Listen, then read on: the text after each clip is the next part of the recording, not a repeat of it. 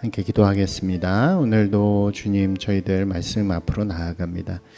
그 말씀이 우리를 인도하는 빛이 되게 하시고 또 우리가 매일 말씀 앞에서 겸손함으로 서는 자들이 되게 하여 주시옵소서. 예수님 이름으로 기도드리옵나이다. 아멘. 오늘은 9장의 말씀입니다. 이 9장에도 다양한 에피소드들이 등장하는데 그 중에서 가장 먼저 나오는 이야기는 한 중풍병자를 고치시는 예수님의 이야기이죠. 사람들이 병에 걸려서 움직이지 못하는 한 병자를 예수님 앞으로 데려오게 됩니다. 그때 예수님께서 그들의 믿음을 보시고 하시는 말씀이 내가 죄사함을 받았다라는 말씀을 전해 주십니다.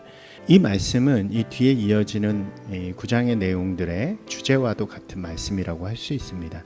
그러니까 아파서 온 사람에게 이제 내가 나았다, 이제 내가 걸어라 라고 말씀하시는 것이 아니라 죄가 사하여졌다라고 표현하는 거죠. 이 뒤에 등장하는 다양한 사람들이 나오는데 그 사람들은 모두 대부분이 이제 죄인이라고 불리우던 혹은 죄를 가졌다고 여겨지던 그런 사람들이었습니다. 이 율법 아래의 유대인들에게는요, 죄인은 함께 해서는 안 되는 사람들이죠. 그러니까 좀 불쌍히 여길 수는 있을지 모르겠지만 함께 밥을 먹는다거나 뭐 함께 무엇을 할 수 있는 그런 대상들은 아니었습니다. 특별히 병자들에 대한 인식도 무엇인가 죄를 졌기 때문에 병에 걸렸다고 생각하는 그런 경향들이 있었습니다. 그러나 예수님께서는 오셔서 우리가 8장에서도 봤지만 많은 병자들을 고치시고 또 많은 병자들과 함께 하십니다. 그리고 그들과 함께 밥을 먹고 그들과 함께 다니십니다. 그리고 이렇게 말씀하세요. 내가 이런 이들을 위해서 왔다. 예수님께서는 그런 이들이 예수님을 필요로 하는 자들이고 내가 그런 이들에게 은혜와 사랑을 베풀기 위해서 왔다라고 말씀해 주시는 것입니다. 그 다음에 나오는 이어지는 이야기는 마태라고 하는 한 인물을 제자로 부르시는 장면이죠. 마태의 다른 이름은 레위이고 또 이 마태의 직업은 세리였습니다. 우리가 들어보셨던 것처럼 이 세리라는 직업은 그 당시에 굉장히 천대받고 멸시받는 그런 직업 중에 하나였죠. 동족의 피를 빨아먹는 것처럼 여겨지기도 하고, 그래서 바리새인과 같은 종교 지도자들은 그들을 멸시하는 그런 모습을 보여줍니다. 근데 예수님께서는 오히려 그를 부르시고 그와 함께 그의 집에 거하시면서 밥을 먹고 또 특별히 그를 예수님의 사역을 이루어갈 제자로 부르셨다는 것입니다. 이러한 모습은 굉장히 놀랍고 파격적인 것이죠. 이 바리새인들은 그러한 모습들을 보면서 예수님을 비난하기 시작합니다. 어떻게 죄인의 자리에 가서 밥을 먹느냐, 또 금식을 자기들은 하는데 그러면서 의로운데 어떻게 너희 제자들은 그런 것도 하지 않느냐라고 하면서 예수님의 그러한 모습들에 대해서 비난하기도 하고 또 이렇게 정죄하기도 하는 그런 모습을 보여주게 되는 것입니다. 이 예수님께서는 그들을 향해서 이렇게 말씀하십니다. 나는 그렇게 스스로 의롭다고 말하는 사람들을 위해 이 땅에 온 것이 아니다. 예수 그리스도의 은혜, 하나님이 주시는 사랑과 은혜는 자신이 의롭기 때문에 아무것도 필요 없다고 하는 자들에게 주어지는 것이 아니라 나는 죄인이고 나는 부족하고 나는 연약하기 때문에 주님이 필요합니다. 하나님의 사랑과 은혜가 필요합니다. 라고 하는 자들에게 주어지는 것이고 예수님께서는 그러한 자들을 위해서 이 땅에 오셨다라고 말씀하시는 것입니다.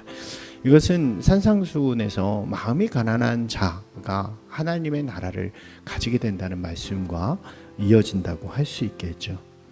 예수님의 이러한 말씀은 새로운 모델이 되어지는 거예요. 바리새인들처럼 형식적이고 외식적이고 종교적인 행위가 아닌 실제적으로 하나님의 은혜를 구하며 삶의 자리에서 하나님의 나라를 이루어가는 것, 그것이 새로운 모델이 되었기 때문에 이제 새 포도주는 새 부대에 담아야 된다라고 말씀하십니다.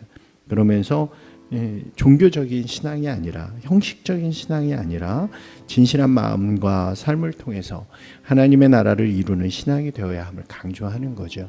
이제 그 이야기가 이제 뒤로 이어져 갑니다. 이어지는 이야기들은요, 다시 병자를 고치는 장면이 나오는데, 여기 나오는 인물들은 이렇습니다. 12년 동안이나 혈루증을 앓는 여인, 딸의 죽음 앞에서 예수님을 찾는 한 관리, 전혀 앞을 보지 못하는 맹인 둘, 그리고 귀신 들려서 말하지 못하는 사람. 이 사람들은 그 사회 속에서 무엇인가 도움을 구할 수 없는 사람들이었습니다. 대부분이 이제 거의 다 끝까지 몰려 있는 사람들. 누구도 그들에게 도움의 손길을 줄 수 없는 그런 사람들이라고 할 수 있습니다. 도움을 요청하는 그들의 손길은 부정한 것으로 여겨지고요.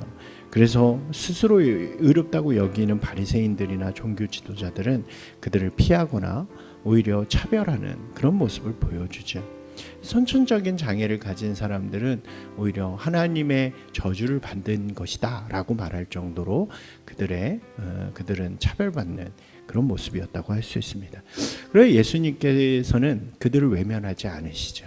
자기를 찾아온 자들, 자기를 부르는 안타까운 마음으로 자기에게 도움을 구하는 자들에게 함께 하셔서 그들의 문제를 모두 해결해 주시고 그들의 병들을 고치십니다. 근데 여기서 중요한 것은 그들의 죄에 사함을 주신다는 거예요. 그러니까 이것이 실제 죄 때문에 그들이 그렇게 되었다는 것이 아니라 이제 그들이 스스로를 죄에 묶어놓는 그 모습들. 나는 죄 때문에 이래. 나는 하나님의 은혜를 누릴 자격이 없어 라고 생각하는 그 죄의 사슬로부터 예수님께서 모든 죄를 이제 너의 죄를 사하노라 라고 말씀하시는 그 이야기들이 그들에게 전하여지고 그들은 구원을 받는 그런 자들이 되어지는 것이죠. 이러한 대접을 받은 죄인이라고 불리던 사람들은 이제 예수 그리스도의 사랑을 통해 그것으로부터 나음을 얻게 되고 이제 변화되기 시작하죠. 세리였던 마태가 그 직업을 버리고 예수님을 따르기 시작합니다. 장녀였던 마리아가 새롭게 되어서 예수님의 길을 따르는 자가 됩니다. 우리가 아는 것처럼 삭개오가 그랬고요. 사마리아 여인이 그랬고 혈루병을 앓는 여인이 그러합니다. 이것이 예수님께서 전하시는 새로운 복음의 가치이고 하나님의 나라라고 할 수 있는 것입니다. 이 마태복음의 표현으로 하면 천국 복음이 되어지는 거죠. 그리고 이제 예수님께서는 이 복음을 전할 사람을 찾게 되는 것입니다. 이렇게 말씀하시죠. 추수할 것이 많은데 추수할 사람이 없다. 그러니까 추수할 사람을 좀 보내달라라고 요청하시는 것입니다. 그렇게 19장은 마무리가 되고요. 이제 10장에서 12제자를 부르시는 장면으로 시작이 되어집니다.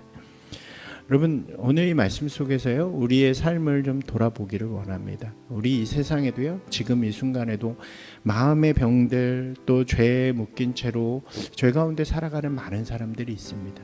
우리가 먼저 구원받았다는 이유로 그러한 사람들을 배척하고 또 비난한다면, 죄인이라고 손가락질한다면 우리는 바리새인과 다를 바 없는 또 그런 율법과 종교적인 모습에 사로잡혀 있는 사람들과 다를 바가 없는 것이죠. 우리 말씀 속에서 예수 그리스도의 마음을 받아서 우리도 그러한 자들이었음에도 불구하고 우리를 구원해 주신 사랑을 기억하면서 다른 이들에게도 동일하게 전할 수 있는 믿음의 사람들이 되기를 주님의 이름으로 축원합니다.